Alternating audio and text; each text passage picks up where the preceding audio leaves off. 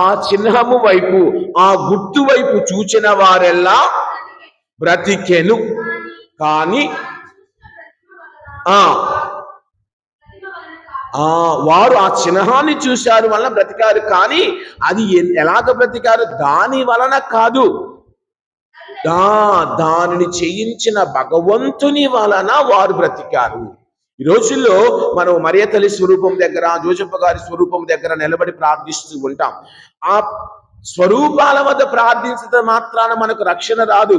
కానీ అక్కడ ఉద్దేశం ఏమిటి? ఆ వ్యక్తి అలాగ జీవించాడు దేవునికి దగ్గరగా, కాబట్టి నేను జీవించాలి అన్న ఆలోచనను బట్టి దేవుడు నిన్ను నన్ను దీవిస్తాడు, ఆశీర్వదిస్తాడు. అది ఇక్కడ కూడా మోషే తయారు చేసిన కంచు సర్పము ఎత్తినప్పుడు చూచిన వారందరూ రక్షించబడ్డారంటే దాని అర్థం ఇదిగో, దీనికి అర్థం ఏమిటి?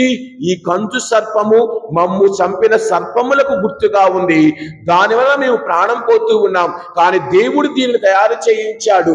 దీనిని చూస్తున్నామంటే దీని వెనుక దాగిన ఉన్నటువంటి ఆ యొక్క మాటలను మర్చిపోకూడదు. దేవుడు దీనిని ఇస్తూ ఉన్నారు అనగా ఆయనను స్మరిస్తూ ఉన్నాం.